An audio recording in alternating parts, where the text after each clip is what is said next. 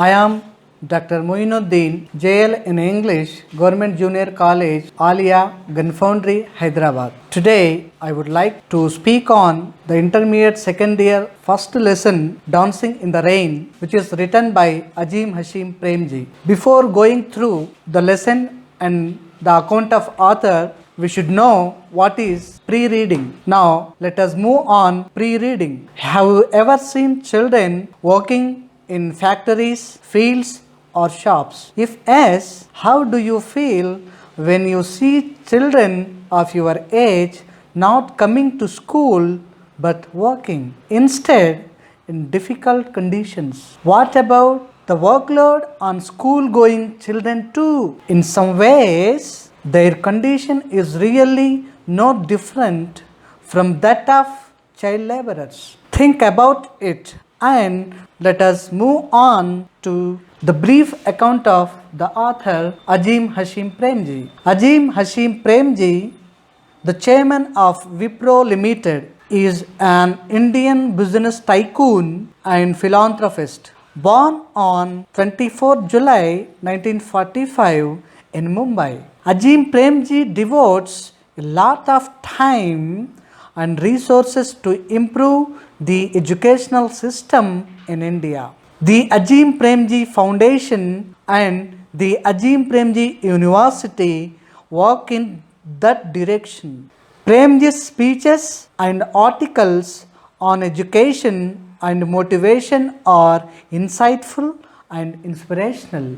Now let us move on to the text of Azim Premji's Dancing in the Rain. It's a very insightful lesson to not only the students but also the parents and teachers. The text. One often hears of the high prevalence of child labor in our country. Of the many reports I have read, perhaps the most disturbing was a report on the condition of children employed by zari factories in Delhi, Mumbai, and other parts of India.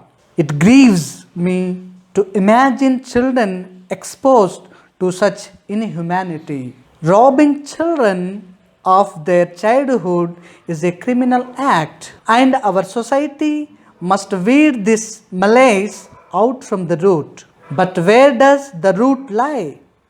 Before you attempt an answer, let me give you an anecdote from the other end of the social spectrum. A colleague in Wipro has a child studying in Standard 9 of a reputed school in Bangalore. This child wakes up at 5 a.m. in the morning and studies for an hour before going to school. She returns from school at 4 p.m. and rushes for her IIT entrance exams coaching class. At 6 p.m., she has tuitions for 2 hours. Post dinner, she spends an hour or more on homework. I asked her when she gets time to play. She replied that she does not play. She gets half an hour free time each day, which she spends watching her favorite serial on television. She also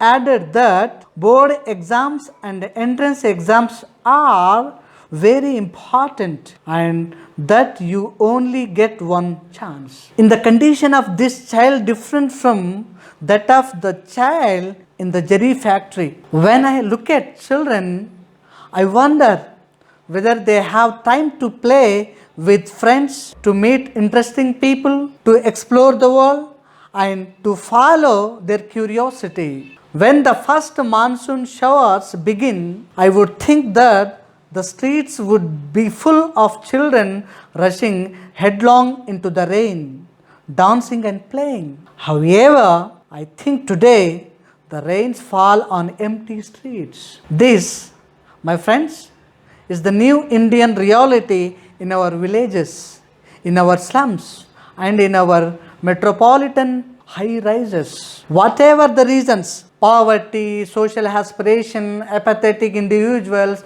and organizations are just the burden of circumstances.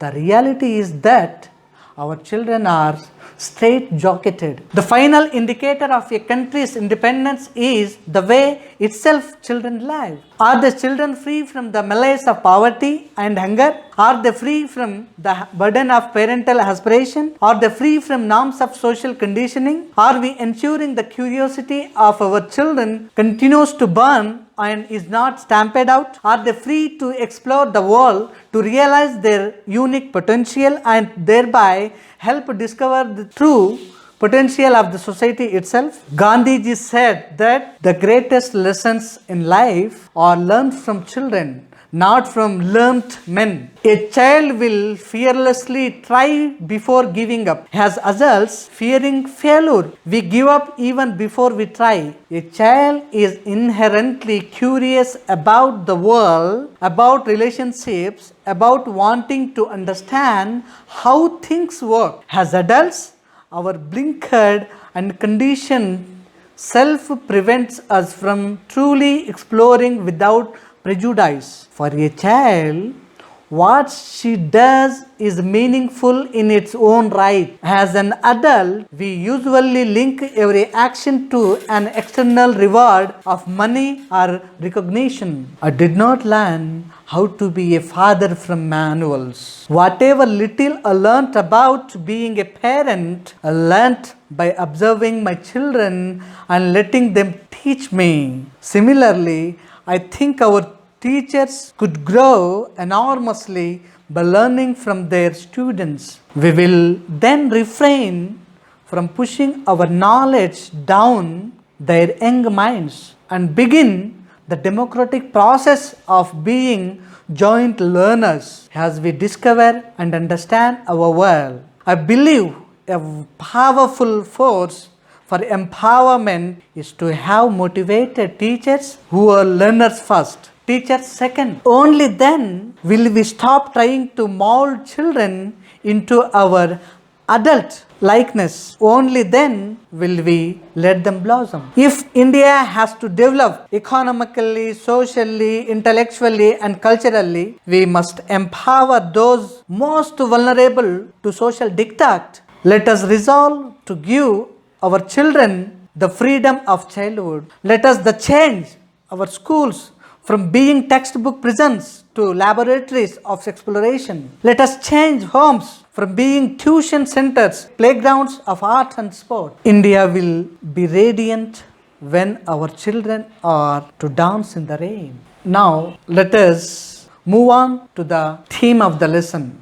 The crux of the matters of the lesson goes like this. Dancing in the Rain deals with the plight of the present day children. Today's young learners find no time for play or recreation. Teachers and parents push lots of information down the young minds. Students are not allowed to express themselves, but in reality, children are better than adults in many respects. Ajim Premji wants us to stop burdening children and encourage them to be spontaneous and creative. He eagerly looks forward to seeing children dance in the rain merrily. Then alone, he affirms, can we say that India will progress in the right direction? The essay opens with a disturbing report on child labor. The writer declares that robbing children of their childhood is a criminal act, and this happens